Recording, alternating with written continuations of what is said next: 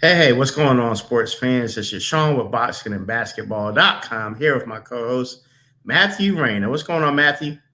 Well, I had the day off of work, so I was Oh, you here. were off? I was off. So, Okay. usually I say this is my favorite part of the week, but having the day off is going to rank pretty high. So this is I'm still happy to be here, but a little happier to have the day off. Yeah, and you were off Friday also, right? For Good Friday? I had a 4-day weekend. How Feels did you luck good. up with that? No, Oh, man. we actually got lucky because we are supposed to have last Tuesday off for Cesar Chavez Day, but then as we know, he got in a little trouble. They took away Cesar Chavez Day, then they gave us Easter Monday. And for me, I would rather have a 4-day weekend than some random Tuesday in the middle of the week. So I'll take the 4-day weekend all day. Okay. Got you. Uh-huh. All right. So let me switch these out real quick. I always like it better when I'm this way. Mm-hmm. All right, Matthew. So we're going to get into it. First of all, we want to thank everybody for out there supporting us. We got a lot of good hits this week, Matthew. More people are commenting.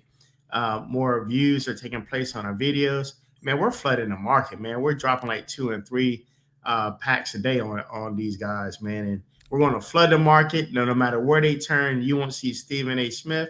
You won't see ESPN. You're going to see Sean and Matthew. Flood the market. Yes, That's how you sir. do it. 2 a week. 2 a week. All right. So this is what we're going to do, Matthew. Let's start it off. First topic we're going to talk about is Nikola Jokic. Went 40 points, 13 assists, 8 rebounds with 0 turnovers in overtime Saturday to beat your San Antonio Spurs 136-134 and end their 11-game win streak.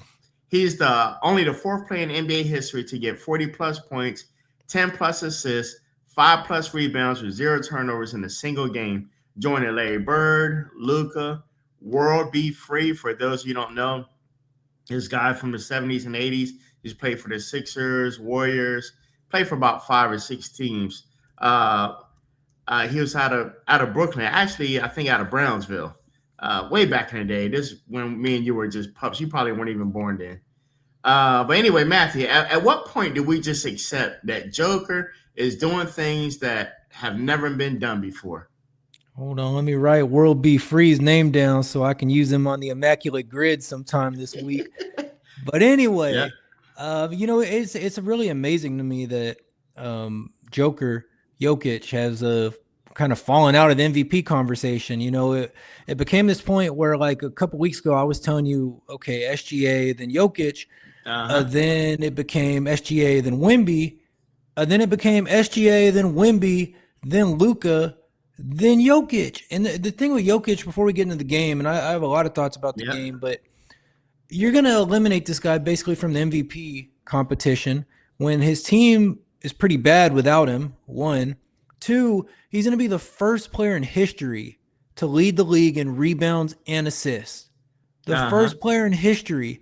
And that's in addition to what he's giving you points. That's in addition to what he's giving you in leadership. So to think that he's averaging 28 points a game on 57, 38, and 83 isn't the most impressive thing about him.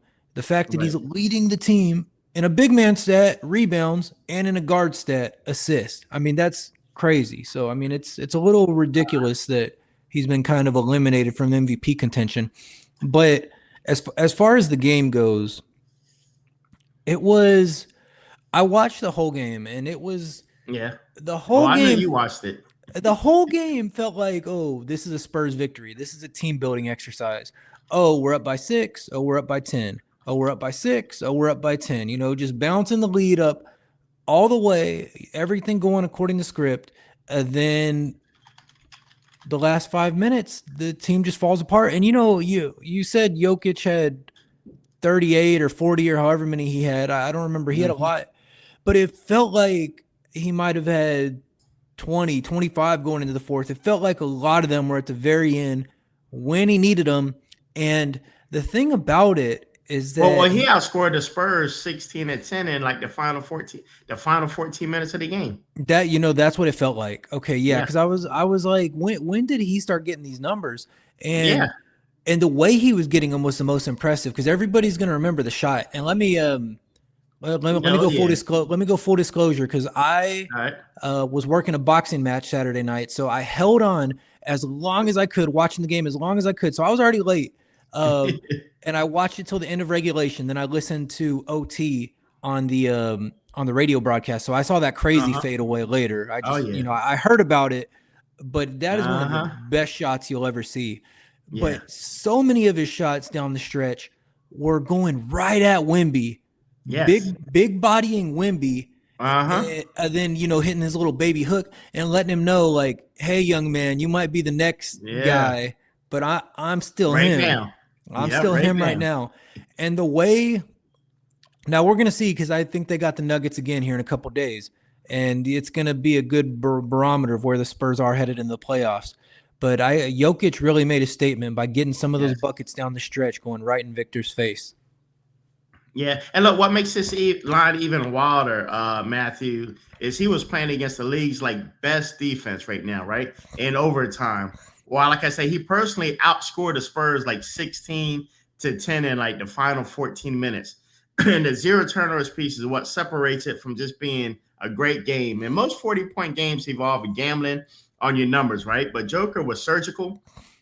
His assist to turnover ratio this season is already historic, right? And games like this are why advanced models, and when you see all the stats and numbers that they be throwing together and all that, is the reason it keeps spitting out his name as the most valuable player alive, even when the narrative or the media just tries to go in a different direction. Mm-hmm. No, that's absolutely right. And it's amazing to me that he's not considered a more serious MVP candidate. 40, 13, and 8 against the Spurs. The Spurs, who have been whooping everybody, putting BTA to everybody. Yeah. And here comes the Nuggets, and here comes Jokic, down the stretch, just going straight at Wemby. And he wasn't getting a lot from his team. That's one thing I noticed watching the game. And I know I'm always harping on this point about how I think they could have used Russ this year and how that would have been mutually beneficial. But besides some really good backup big minutes from Jonas Valanciunas, I noticed how little they were getting from the bench.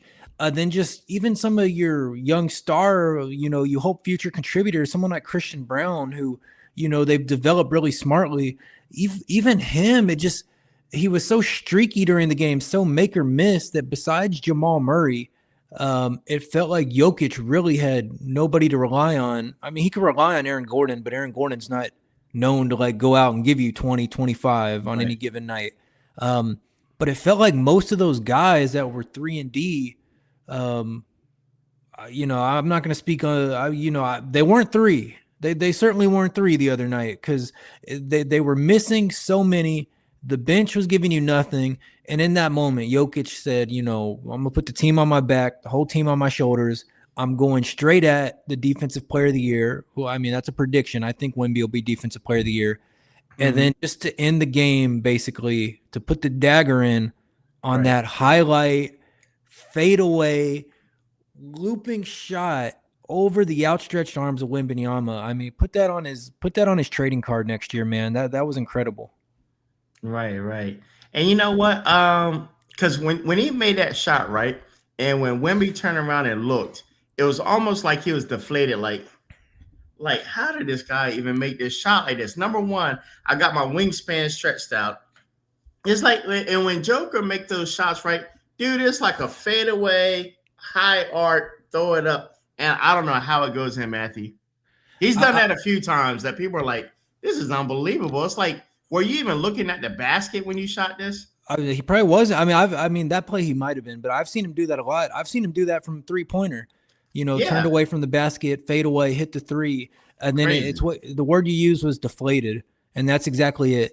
Because if you're Wemby, you're saying, I played great defense. You're saying I'm 7'5" with an 8'1" wingspan, or I think 8'1" wingspan. Well, anyway, a very good wingspan, and for him to make a shot like that. That's why he is who he is in the league, because he can give you that late in the game. Even though the Nuggets were getting dominated most of the game, not thoroughly dominated, but it hovered from about 6 points to 12 points, basically for the entirety of the game. And for Jokic just to say, I'm going to put the team on my back, forget all this other stuff. I mean, it's It was pretty incredible. And maybe, I don't think it got him back in the MVP conversation, but maybe narrowed the gap a little bit. Right. Okay, cool. All right, so Matthew, moving on to topic number 2. Detroit finally clinched the East top seed Saturday night with a win over Philly, their first number 1 seed since the Chauncey Billups era in 2007. Now they're 57-21 with home court advantage throughout the whole East playoffs, and they did most of it without Cade Cunningham. So Matthew, does this Pistons team actually have a path to the finals, or does everything depend on Cade coming back like healthy? Yeah, I have a hard time thinking they have a path to the finals, especially without Cade Cunningham. I mean, look, you have everybody stepping up, you have being stars in their roles, but I mean, they're doing it by committee. They had Mhm. 7 players in double digits the other night against Philly when they clinched that spot, but Uh-huh. nobody, no like one star. And I think come the end of games, Uh-huh. you want to have that one guy. And I know Cade's not necessarily like a shoot it every time point guard, but he's a make the right play kind of point guard. So even if he's not scared to shoot it, but if he has to pass out and get an open man for 3 or an open man at the rim, he's going to do it. And when you have this committee thing, I mean, it reminds me of Doug Collins his last year coaching with the Sixers when they had Mhm. Iguodala and Drew Holiday and Evan Thomas, and they had, if the name of the game was to have as many players averaging 14.8 points a game, then the Sixers would have won the championship in 4 games that year because they had a true offense by committee. But it's so hard when you have the committee thing. I mean, the Hawks a few years ago with Corver and Millsap and Teague were a version of that as well. When you have the committee thing and nobody that's going to say, I'm going to go make this play, I'm going to get this shot, it's very hard. So yeah, they can make a run, but it's about Cade coming back, but it's also about this. The Celtics look very good right now, and it Yes. seems like they're finding a way. I've predicted it may be difficult for Brown and Tatum to come together and say who's the 1A, who's the 1B. Right now, it doesn't matter because it looks like they're beating everybody they're playing. Brown's getting his numbers, Tatum's getting his numbers, Brown's getting his shots, Tatum's getting his shots. And what I love about like Tatum, we talked about it the other day when he had the triple Uh-huh. double, even though Yeah. Brown scored more points than him. I mean, even the other day when they beat the Raptors, another playoff team, Tatum leads the team in rebounding. And last week we were having the same conversation about Right. I think he had 18 rebounds in a game last week. This Right. game, he had 13 rebounds. He also led the team in assists. So instead of sitting around sulking, saying, why is Jalen Right. getting all my shots? Yep. Jason Tatum is finding ways to contribute in every way of the Yes. basketball court. And So scoring at that, right? And there's no egos, right? And I think that's what's really helping them, Matthew. Like you point out, there's no egos when it comes to it. If I'm in control and I'm hot, I'm going for it. You're in control, I'm hot. And they feed off each other, man. So I'm glad there's no egos. And that's why I think, like you just mentioned, why they're doing so well. exactly. And so I would say for the Pistons, it'll come down to, based off that, it'll come down to 2 things. One, do you get Cade back? Because if you don't, then you might as well just, you got to start accepting you're not going to win it if Cade's not coming back. Right. But if he does come back, he's good enough to, I think, to pretty seamlessly get himself involved back in the offense. But 2, are the Celtics going to keep playing like this, or even scarier, are they going to get any better? So it's going to depend Yeah. on the Pistons' health, and it's going to depend on the Celtics. Because even if the Pistons were healthy, I don't know that they'd be favored against this version of the Celtics. Yeah, because I was going to talk about that a little bit, right? So the number that tells the whole story is their defensive rating with and without Cade, right? So Mm-hmm. Detroit was actually better defensively in stretches without him because, as your boy Jenkins, Denise, is that you right? Right, Denise Jenkins, right? He plays at a faster pace, and Sir Thompson, he just won Defensive Player of the Month. You remember we talked about that the other day. The concern is in the first round, right? Is that the half-court offense in a 7-game series against Boston or New York gets exposed without Cade running the pick and roll. So that's the playoff test that tells us whether there's this real contender or a very good regular season team. My man, Danish Jenkins, we were making fun of him. When K got injured, I was looking at his numbers and saying, this guy's only averaging 4 points a game. And look at him, up to 9, 5, and 4. So Yeah, shout he out didn't have Danish Jenkins. opportunity before, right? No, He had to take that back seat role. that's a really tough thing for you, especially if you have the talent, but you're the backup to the star player, because you just don't know what you have. Because even if you're hot, you're only getting 12 minutes a night. Because I mean, you remember different backup point guards. I remember when Cameron Payne was the backup to Prime Westbrook. Cameron Payne barely ever played. And then when he got an opportunity, he was a contributor on a championship team like the Suns. I don't know if I'd say he went off, but he became like a real solid veteran NBA player. And if you saw him in OKC backing up Russ, you'd say, man, this guy's never going to play more than 6 minutes a game. So, shout out to Jenkins for getting your opportunity and running with it. Big double-double the other day, 16 points, 14 assists. Bruh, you know what kind of net numbers that is right there? That's crazy. That's pretty good. And he was a plus 25 on the night, finding ways to impact the basketball game. Plus 25, yep. And 14 assists, only 1 turnover. Shout out Mr. Jenkins. So they're not losing any playmaking when they got him out there, but you'd rather have Cade because the defenses are going to respect Cade a little more than Mr. Jenkins. Right. Okay. All right, moving on to topic number 3, Matthew. Cooper Flagg. We can't stop talking about this young kid, right? He scored 45 points Saturday to lead Dallas past the Lakers 134 to 128, right? Snapping the Mavs 14-game home losing streak. That's his record-breaking third 40-point game as a teenager, more than any other player in NBA history right now. So, Matthew, after watching Flagg this season, is he going to be as good as advertised or even better? Like, we're not even seeing the best of him yet, right? Well, that's absolutely right, because they always get better in their second year. The ones that are like generational talents, like their shooting splits go way up, always in that second year. I mean, whether you look at LeBron or Carmelo or even KD, who came in the league a good shooter, but if you look at these great players and you look at their shooting numbers their first year, whether they were the man or not, or like whether they got their touches or not, or got their points or not, you'll find that they hover in the low 40s and the general shooting, and then in the 3-point, it's like the high 20s or the low 30s. Right. Cooper Flagg, his 3-pointer has not been there.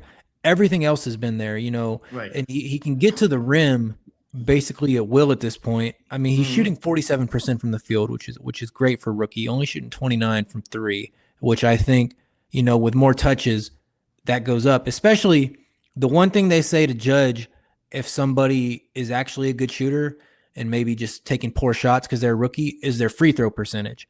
And he's shooting 82% from the free throw line. So I think he's not a bad shooter. It's just, when you're rookie, sometimes you take some bad shots. The selection's not great. You get some of the rookie nerves that you don't get as you're in your second, third, fourth, fifth year. Right. So I definitely expect the 3-point percentage to shoot up. Now, here's what I want to talk about, though, because here's what I'm worried about. Because, my favorite in the rookie of the year race is Con Knipple, because he's setting all kinds of rookie records, and he's on the team that's going to be in the playoffs, where the Mavericks are on a team. Cooper Flagg is on the Mavericks, a team that is a lottery team.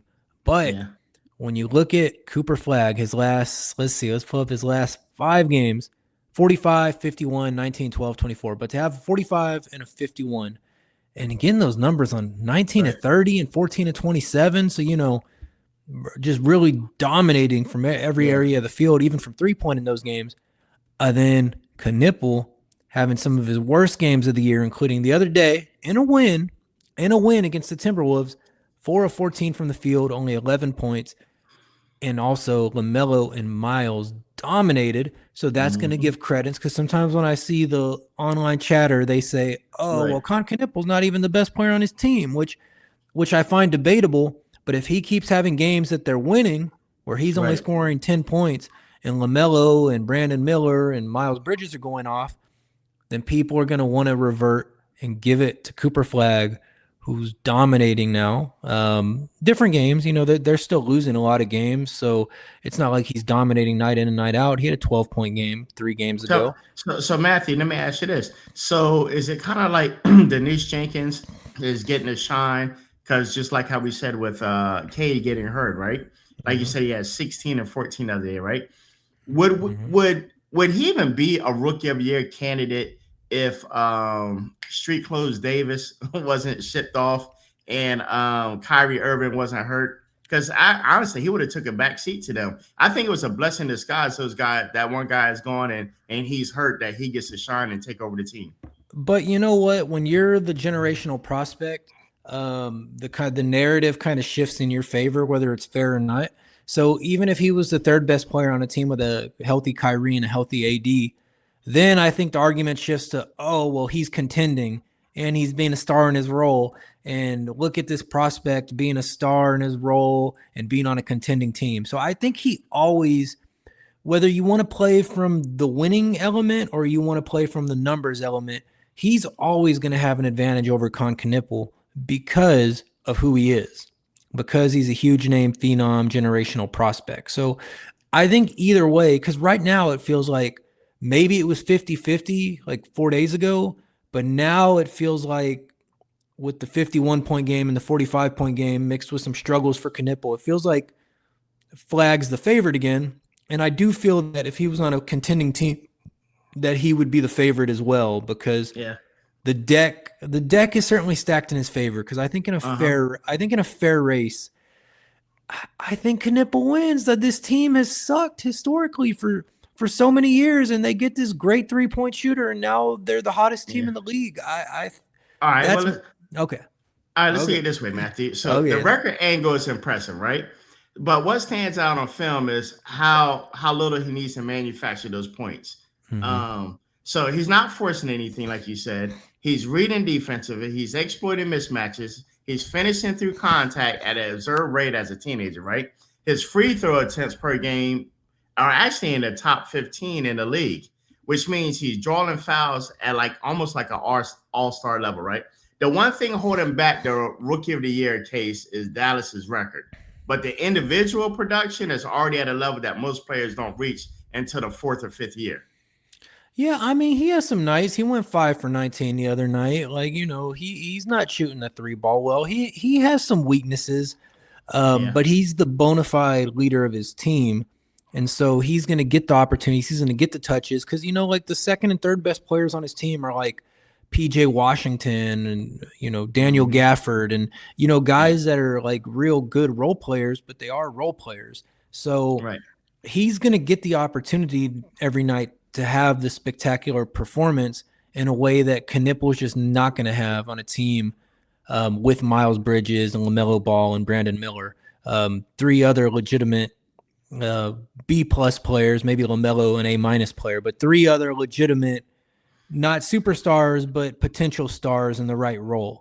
Right. And so you can't hold that against Knipple, I think, that he doesn't get the opportunity because his team is contending and wants to win. So the coach has to draw up the strategies in a way that are conducive to winning. Where if you're Jason Kidd, you can just draw stuff up to give Cooper Flagg a chance to get his feet wet and do different things in different situations. So it's hard to weigh them against each other, and it's maybe going to get held against Knipple that he's on a winning team that's not just going to give him the ball every play. Right. Right. Okay. Got you. All right. Well, Matthew, we're going to move on to topic number 4. Your boy Steph Curry is back. But not only coming back, Matthew, he came off the bench for the Mm-hmm. first time since March 2012. So that was like 14 years ago. And he still went for 29 points and 5 threes in a 1-point loss to Houston. The Warriors are clinging to the 10th seed right now with 6 games left. So, Matthew, is it too little too late for Golden State, or does Curry come back give them a real shot at sneaking into the play-in? Well, they're going to be in the play-in for sure, just because the other teams behind them are all tanking. So you got Memphis, you got your Dallas Mavericks, Cooper Flagg, your guys at 25 and 53.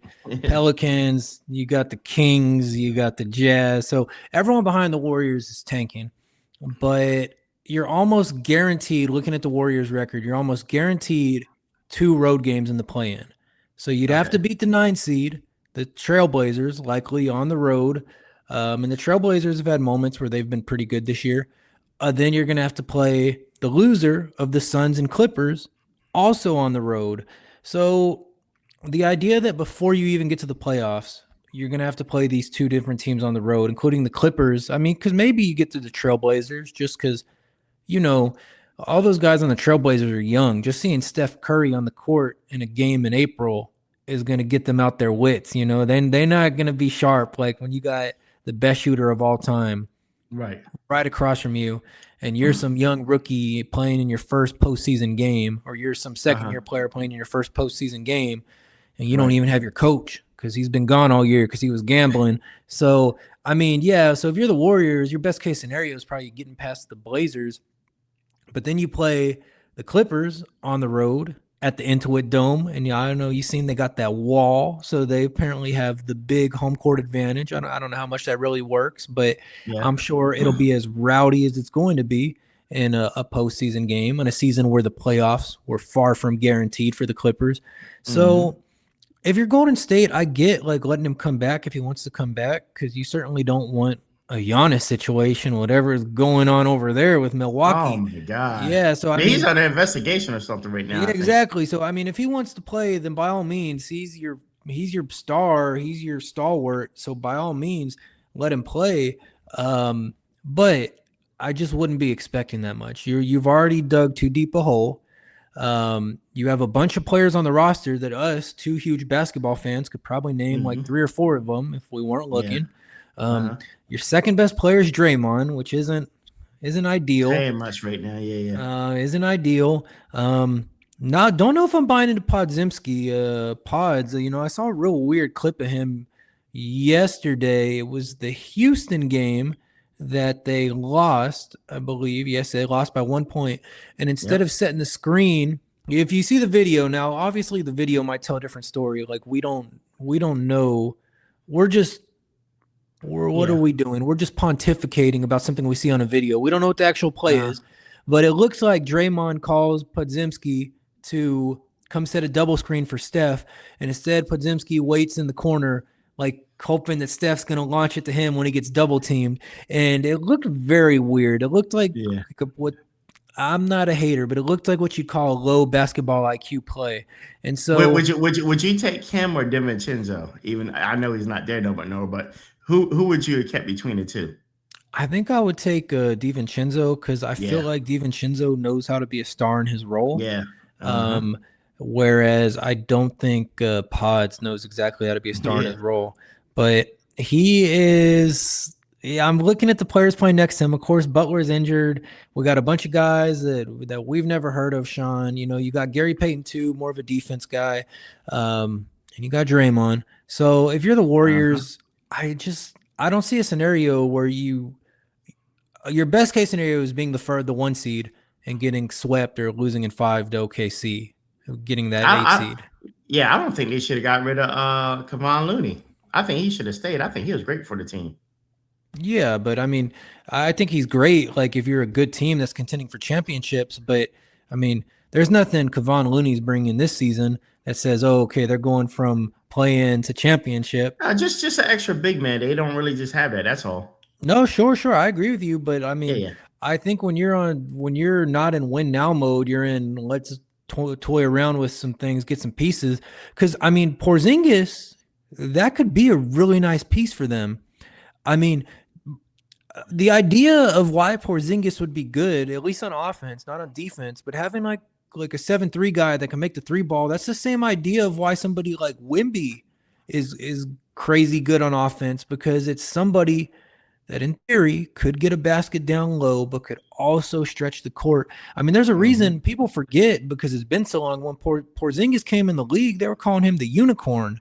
He's got a special skill set. And so he's hurt like 90% of the time. I haven't seen him play 3 games in a row. No, that is true, and that's the risk. And you've got a bunch of guys like that in Golden State. So the way it is Jimmy Butler's out. They lost money on that. Porzingis is going to be out a lot of games, and so right now, Jimmy Butler was a real blow. That's what really happened. Who Well, knows but where they'd be at right now? Even with Steph sitting out those 20-something games, if he would have stayed in there. Because listen, look at this. The best decision to me was a smart coaching on Curry's part. They're managing his minutes coming off a 21-game absence and easing him into the rhythm before the play-in. The real story is his efficiency, Matthew. 29 points in limited minutes means his shot wasn't affected at all by the layoff at all, right?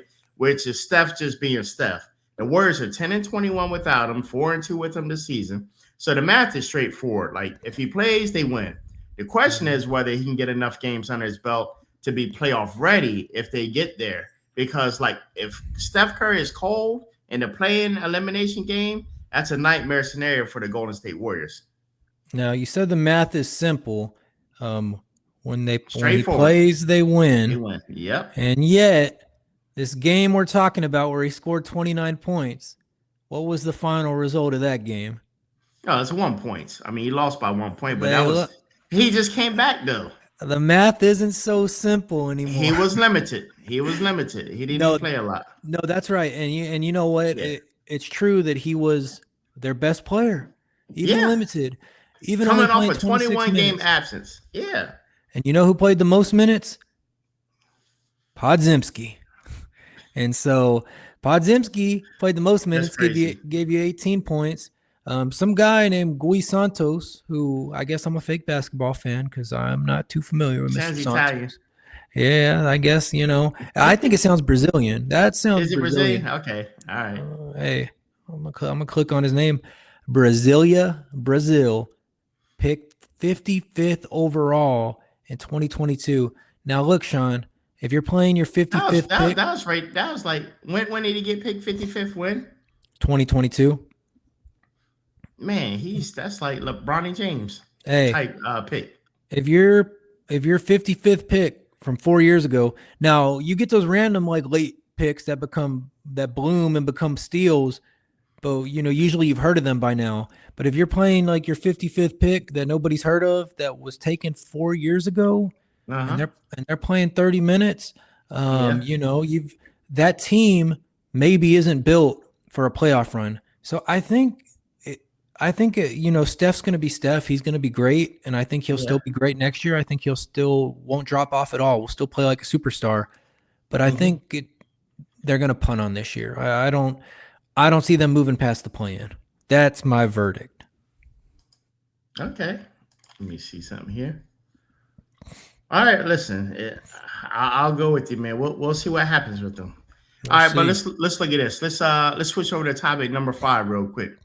Mm-hmm. Your team, I call it your team, but really San Antonio, but the competitors, right? The OKC, Oklahoma Thunder, put up 146 points against Utah on Sunday night, right?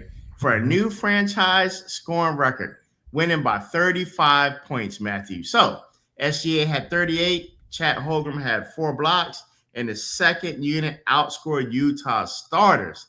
OKC is now 62-16 with 6 games left. Matthew, is there any version of these playoffs where the Thunder team doesn't make it to the finals? Yes. But let me start with, because the answer, you know who I'm going to say. It's going to be their biggest competitor. But let me say this. Let's not forget 146-111, 35-point lead. Let's not forget, though, they were playing against Utah. One of our first shows, we were talking about the Hornets, how they had just won by 60 points against Utah, set new franchise records. And so let's not forget they were playing against Utah. So we could say it's impressive. We could say it's great. And even more good news. It's still a lot of points to put up, though, man. That's still a lot. I think the close to Hornets 150 points. But still, that's a lot. That's hard. Dude, you have to be on fire. Even if you're playing against a weak team, you have to be on fire to get close to 150 points, man. I think LaMelo and them boys in Charlotte put up more than that. I think they put up nearly 200. No. Now they put up a lot. They put up. I want to say they beat them. They might have beat 147, but no, you're right. It's a lot of points to score. And even better news for them is that with what we talked about the first topic, the Spurs losing to Denver. I mean, with only 5 games to go, or what do we got? 78. 4 games for the Thunder, 4 games for the Spurs.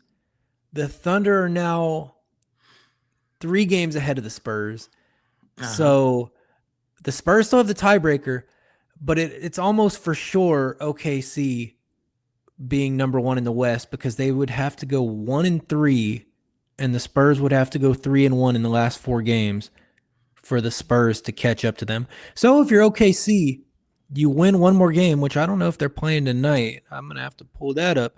But you win one more game, and well, not quite one more game. I have it reversed. You can't lose one more. So even if you win tonight, you don't have it. But if the Spurs, okay, there we go. If the Spurs lose one more game, you got to figure it out. And the Spurs have another tough game against Denver, the team that just snuck up on them and beat them. Although that game was still close. It was close, and it was in Denver. They had the whole crowd. They had the energy. Altitude. Wemby couldn't breathe because of the air and the oxygen. Well, I can't say that. He's as tall as the mountain. He should have been okay. So let's see them come to San Antonio. Let's see them do it again. Okay. But are you going to that game? Come on, man, get them tickets. You gonna buy them for me? I can't afford that. I'm be taking that. Hey, listen, everybody down below, let's send Matthew. You see that Cash App down below, or you see that Zelle? Make sure you donate so we can send Matthew to the game, and he'll get some interviews and some right there courtside interviews for us. I'm gonna have to take out a second mortgage if I want to go to that game. That's gonna be a pretty penny, but So if you're OKC, you're in the catbird seat. You're in prime position to be at the 1 seed, and that's going to be so important for the Spurs series, because especially now that Luka and Austin Reeves are out for the Lakers, it really looks like that third round is going to be the Spurs and Thunder, the 2 heavyweights, Ali versus Frazier. And if you're the Thunder with one more Spurs loss, you get to be in home court advantage for that. But to answer your initial question that I've spent all this time filibustering around and just yapping without answering your question, I do think there's one team that can contend with them. That's the San Antonio Spurs. Why do I think that? Because the Spurs also have been beating every team they're playing by double digits. The Spurs are 4-1 against the Thunder in the regular season, and the Spurs do have the most unique talent that we've perhaps ever seen in this league in Victor Wembanyama. And all of these guys just play together so well. They get so many dunks. They get so many rim runs. And I know De'Aaron Fox had a terrible game the other day against Denver, but when he's hot, he's one of the better point guards in the league. He knows how to get his teammates involved. He knows how to find Wemby.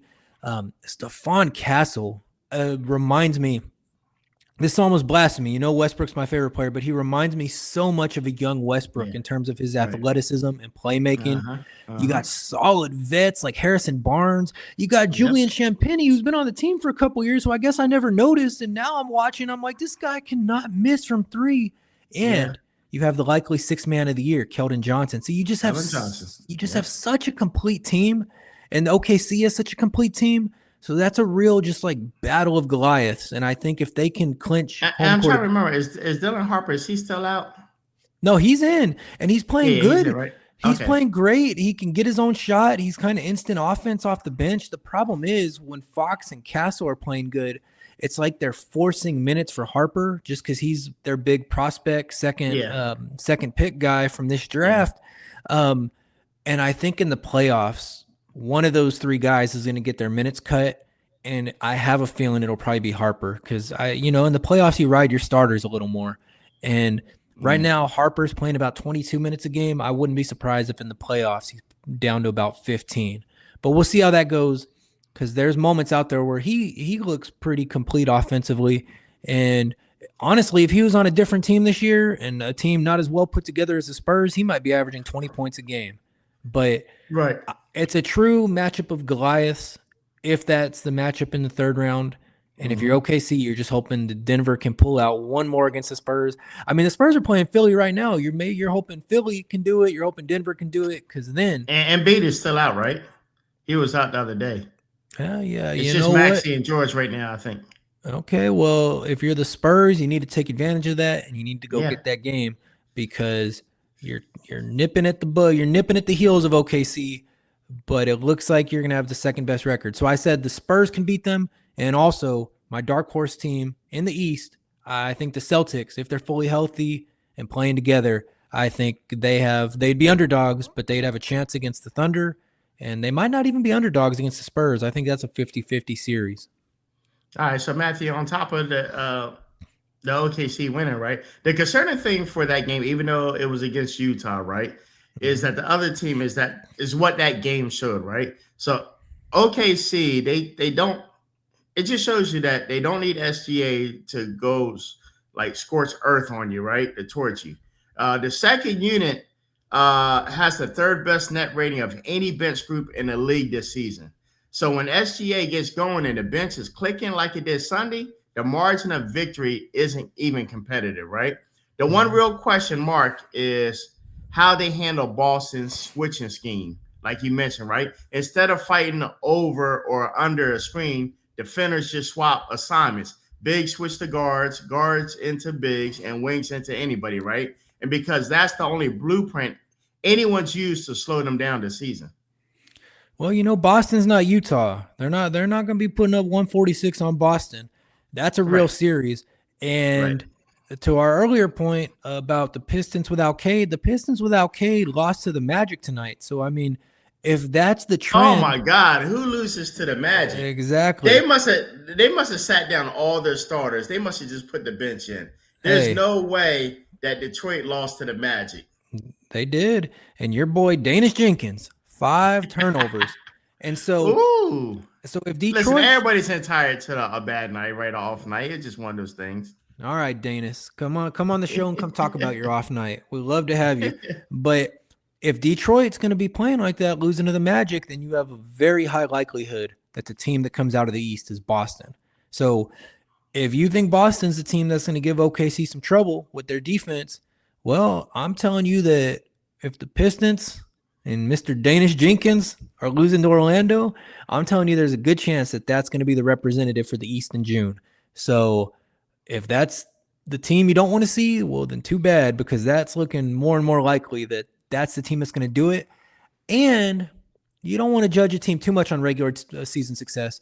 But with the Celtics, that's a team that's already been there. It's a team that's already climbed that mountain, where if you look at who else is in the East, the Pistons haven't taken their playoff licks. The Knicks have taken their licks, but they've probably got a few more licks to go before they're ready to scale that mountain, if ever. So I think a Boston team with Tatum and Brown, I mean, that's like your obvious choice to come out of the East. Right. All right. So, man, that was it for just those particular topics tonight. So what me and Matthew are going to have now, we're going to have what's called a debate topics, right? So, and Matthew didn't even know about this, right? He only knew about those right here. But now we got 2 debate topics we're going to talk about, Matthew. Number 1, Steph Curry versus Magic Johnson. Who's the greatest point guard of all time? So this debate is buzzing right now after Anthony Edwards said publicly last month. He said, it's Steph Curry, bro. He's the greatest point guard of all time. I ain't tripping. Magic has 5 rings to Steph's 4, but Curry has more all-NBA selections, a higher scoring average, and revolutionized the entire game. So, Matthew, when it's all said and done, Steph or Magic? I think you got to go Magic. I mean, Anthony Edwards plays against Steph, so, he probably admires Steph in a way. Steph's of his generation. Anthony Edwards is like a young guy, like 24, 25. I want to say 24. So, Steph's been like one of the dominant figures of his generation. But Magic Johnson, the 6'9", rebounding, dime dish, and point guard, leading his team deep into June every year, 5 championships.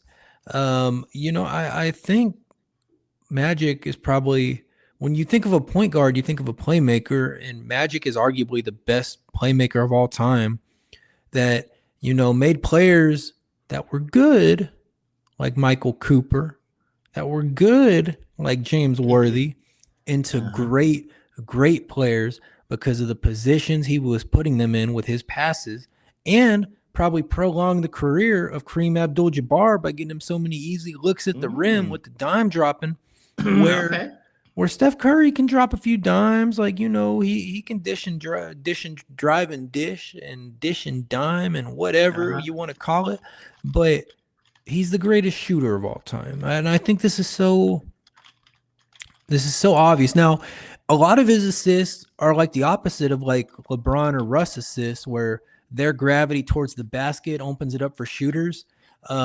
His gravity away from the basket from the 3-point line, the way they have to run out at him, he can just dish it to an open guy next to him and hope that the open guy next to him isn't Draymond. So he gets a lot of like free assists by how great of a shooter he is. So I'm sure, and he's a smart player, so I'm sure the turnovers are low. I'm sure the assist to turnover ratio is pretty good, but great shooter, great all around player. Probably when it's all said and done, probably one of the 10 best. But I would rank Magic as a better point guard than him, and I would rank Magic as a better all time NBA player than him. And that's not even like considering like factoring in how. A lot of people thought the NBA was dying until like Magic and Bird reinvigorated it. Yeah. And so when you look at the whole picture like that, like what Magic meant for the game and how like he lit a fire under the game and got boys playing again.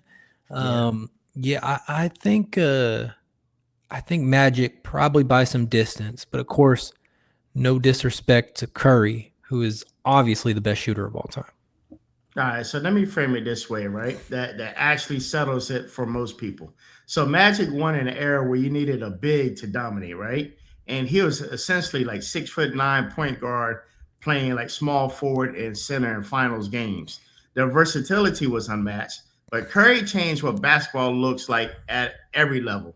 High school, college, the NBA, in a way Magic never did. A 73-win unanimous MVP season alone is one of the greatest individual campaigns ever. So the honest answer is that the definition of greatest point guard depends entirely on whether you weigh team success, the individual peak, how high they got, or lasting impact. So there's really no wrong answer, which is exactly why this debate never dies. But they're great in different ways. You could still Right. assess Magic as the greatest point guard and still say Curry's In shooting. his era, or No, of all time, but you could still okay. and you also have to consider Magic that because of HIV that his career got cut short at the age of 31. So Magic Mm-hmm. probably had 4 or 5 more seasons to get all the awards and all the records and all of that he didn't get a chance to do. So I don't want to fab, but even in the seasons he played, because remember, he's leaving the league after his age 31 season. And at that point, he's already a 4-time assist champ, 5-time NBA champ, 2-time steals champ, 3-time finals MVP, 3-time MVP. I mean, the accolades are insane, and he didn't play a full natural career. He probably played 10 years of what should have been a 15-year career. So for the or 12 years, I'm sorry, 12 years. And the accolades are insane.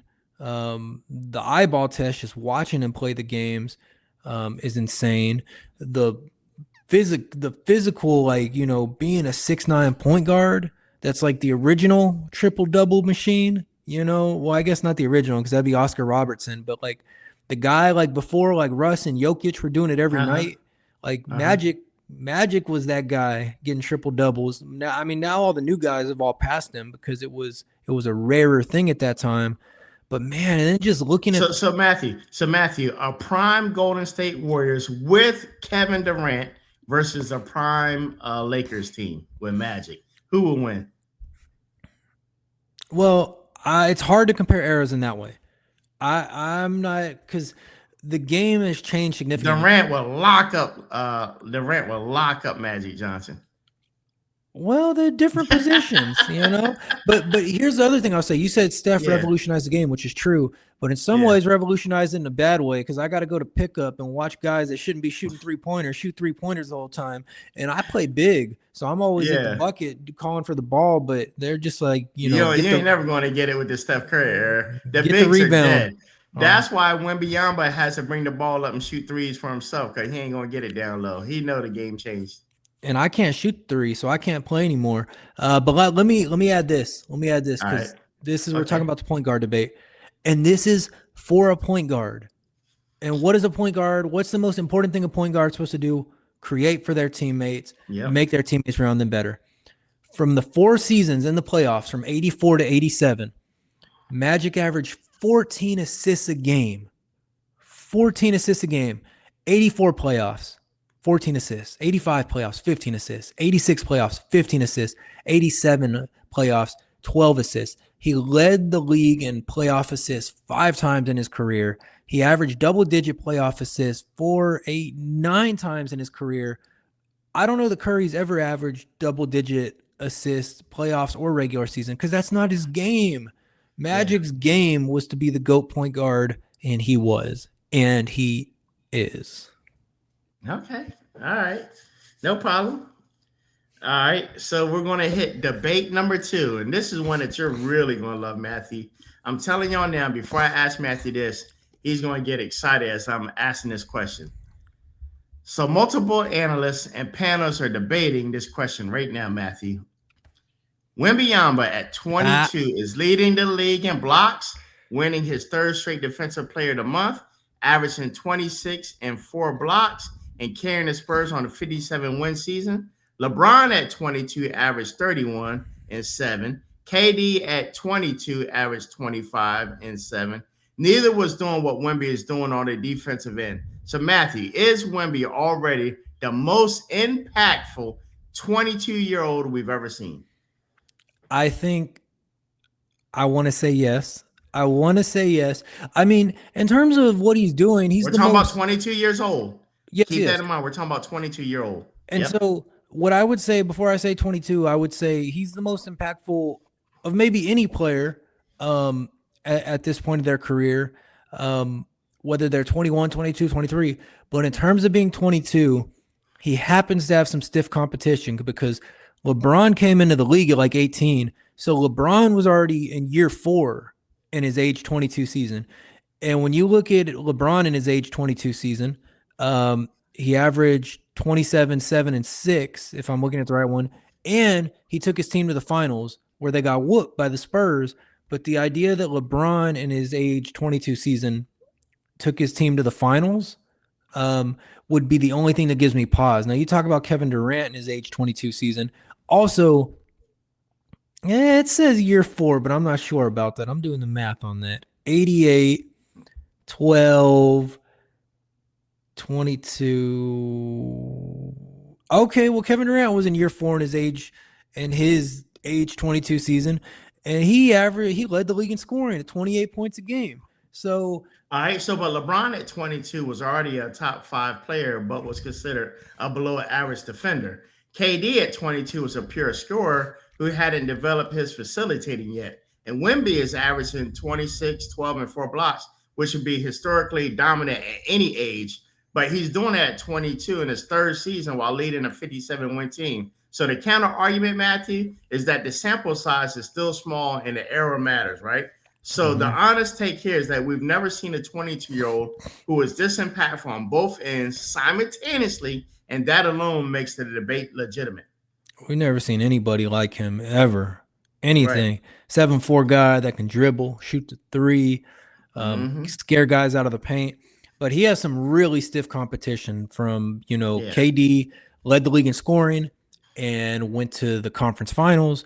LeBron was already one of the most well-rounded players in the league and took his team to the finals. So here's my verdict for you, Sean, because I know you probably thought I was going to say Wemby, but here's my final verdict for you is TBD. Let's see how he does in the playoffs. And depending on how he does in the playoffs, then let's come revisit this argument.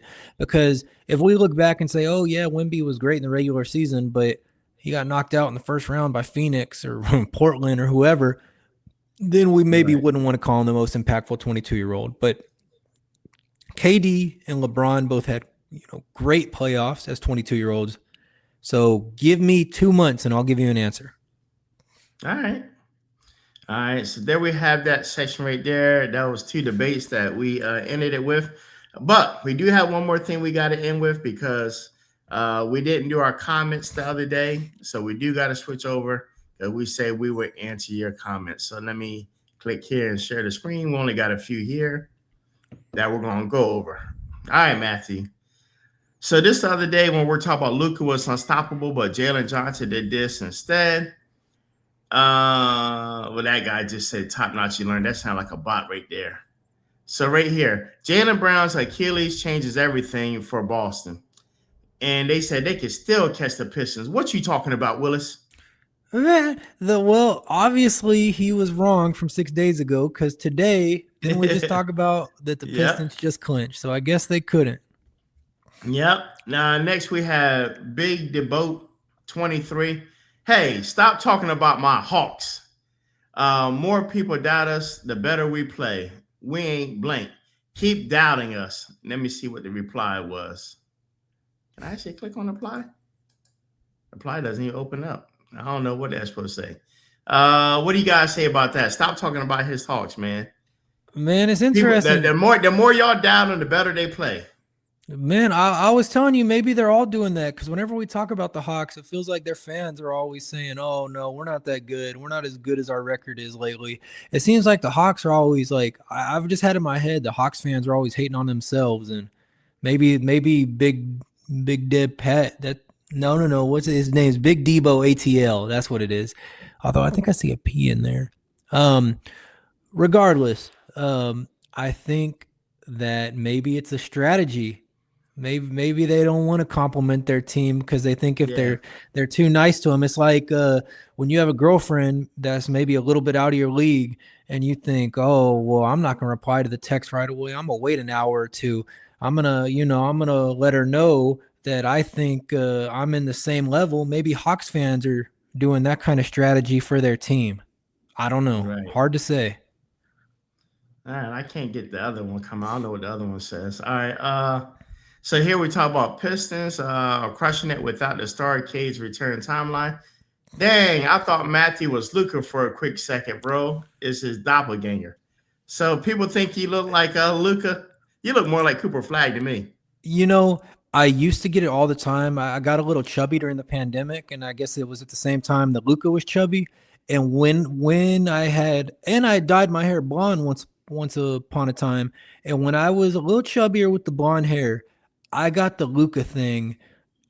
Like I got it maybe once or twice a week. I don't get it as much anymore, but I got it so often back in the day that I started when people would say, "Oh, you look like somebody," I would say, "Oh, Luka," and then now I don't get it. So now the last time somebody told me I look like somebody, they told me I looked like JD Vance, and I said, "What the heck?" I mean, that's crazy. Right. I'm not even getting into that one, but I've gotten the Luka one probably 10 to 15 times in my life.